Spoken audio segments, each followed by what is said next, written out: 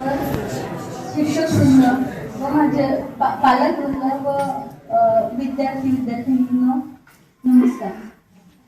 तुमचा जो हा प्रवास आहे आताचा, त्यातून आम्ही पण गेलेलो आहोत आणि म्हणजे आता प्रिलियम तुमची झालीच असेल, झाली का?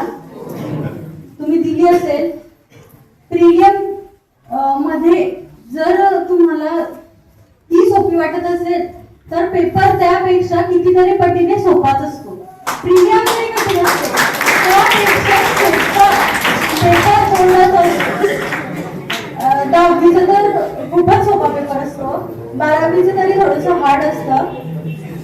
पण जर आपण एक पेपर पॅटर्न जर फॉलो केला तर तेही आपल्याला सोपं जातं.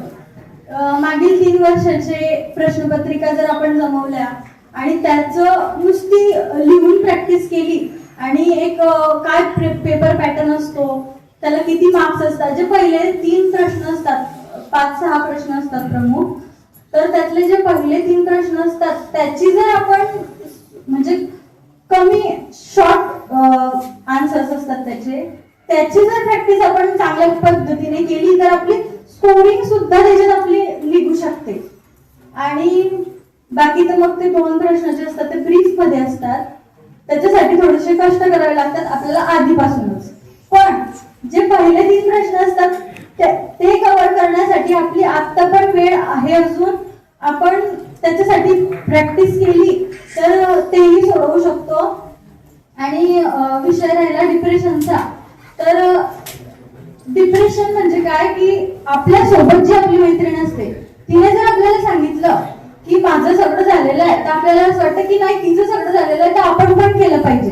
पण जर तिने सांगितलं की माझं काहीतरी झालंय तर आपण काय विचार करतो, तिचंच झालं, मी तर माझं काय, तिचं पण नाही झालं तर मी पण नाही करत, असा विचार करायचा नाही.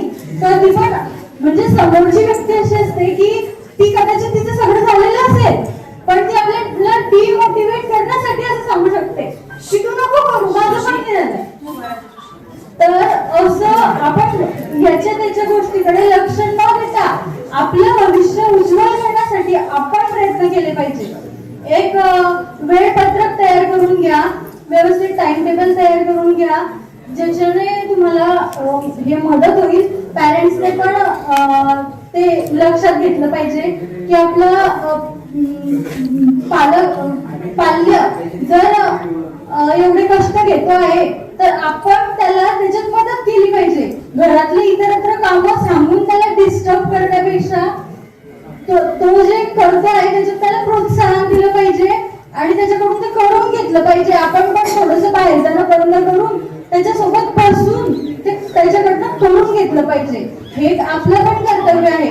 शिक्षकांनी तर त्यांचं कर्तव्य आतापर्यंत पूर्ण केलेलं आहे, पण आता आपलं कर्तव्य बाकी आहे. आता सुट्ट्या लागतील. बिलकुल वेळेचं नियोजन करा.